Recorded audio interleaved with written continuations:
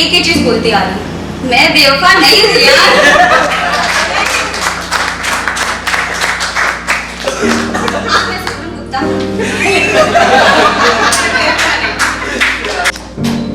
कभी कभी लाइफ का एक छोटा सा मोमेंट भी हमें बिखेर कर रख देता है। मेरे साथ भी कुछ ऐसा ही हुआ था। मैं उस समय 7वीं क्लास में थी और स्कूल में एनुअल फंक्शन की तैयारी चल रही थी। वैसे तो मुझे स्टेज फियर अपर लेवल का था, लाइक शेक करने लग जाते हैं। तो चूंकि पापा का ट्रांसफर होने वाला था, तो मैंने डिसाइड किया कि क्यों ना इस बार जाने से पहले मैं अपनी एक छाप छोड़ जाऊँ स्कूल में।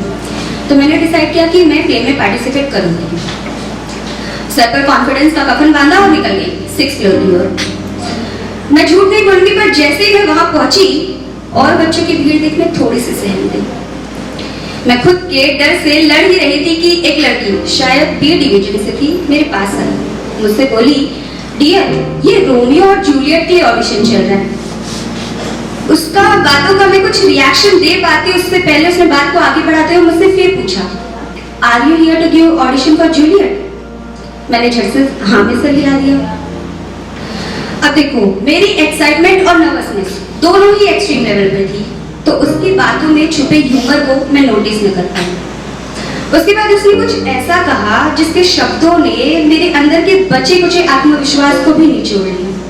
उसने कहा, Romeo will never love black Juliet. मैंने अपने चारों ओर गौर फरमाया तो पाया कि वहां मौजूद सभी लड़कियों की स्किन मुझसे साफ थी। जी हाँ, मेरी स्किन थोड़ी डार्क थी। आंखों से 2-4 मोती छलक जमीन को छू गए। उसकी बातें मेरे जहन में घूमने लगी, ब्लैक जूलियट, ब्लैक जूलियट। आज घर पहुंचते ही, रूम में आते ही मैंने बैग एक कॉर्नर में फेंका और मिरर के सामने खड़ी हो गई, ये देखने के लिए कि क्या सच में Romeo will never love this black Juliet. मैं खुद को सर से लेकर पांव तक निहार रही। थोड़ी देर बाद मैं खुद को ही बताने लगी कि हाँ, मेरी स्किन में वो बात नहीं जो धूप में चमकी, मेरी आंखों की पलकें इतनी खास नहीं जो 2-4 को घायल करे, मेरे गालों पर डिंपल नहीं जिनमें कोई डूबना चाहिए।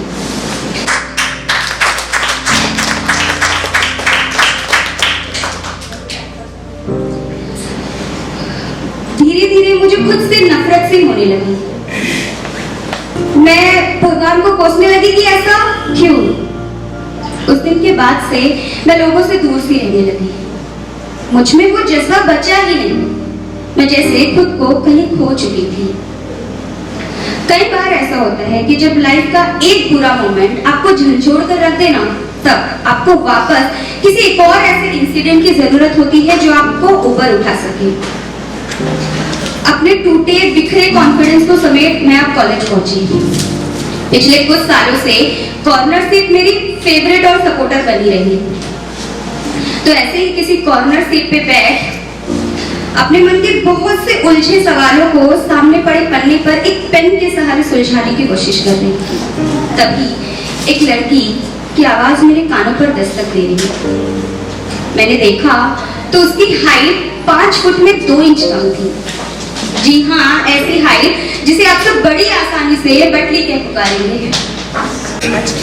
मैंने देखा कि उसकी स्किन मुझसे ज्यादा काली थी, पर कमाल की बात तो ये है कि वो खुद से नाराज न थी। उसके साथ खड़े वो 3 हैंडसम लड़के और बाजू में गोरी सी लड़की उसे बड़े ध्यान से सुन रही थी। गालों पर डिंपल की कमी, आंखें न थी इतराने वाली, बाल उसने अपने मन मर्जी से बांध रखे थे 2 राउंड घुमा क्लेचर लगा रखे थे और पहनावा बिल्कुल आम सा था। चेहरे पर मेकअप का कोई मास्क न था। फिर भी वो खुद से खुश थी और कुछ सच्चे दोस्तों से घिरी थी। मैंने खुद से सवाल किया, ये सावली लड़की ऐसा क्या कर रही जो मैंने अब तक सोचा नहीं। उसके चेहरे की मुस्कान में कोई गिला शिकवा नहीं। मैंने देखा कि कैसे वो खुद को लेकर सोच में नहीं, उसे खुद को लेकर कोई संकोच नहीं। कई बार कुछ सवालों के जवाब आपको आप मिल जाते हैं। तो बस उसे देखते देखते मुझे एहसास हुआ कि यार, मैंने तो खुद से दोस्ती ही न की। मैंने खुद को एक दोस्त की तरह कभी अपनाया ही नहीं। तो आज फिर घर पहुंचते ही बैग एक कॉर्नर में फेंका और मिरर के सामने खड़ी हुई। पर इस बार खुद ने 1000 खामियां ढूंढने नहीं, बल्कि उन सारे खामियों को तराशने के लिए।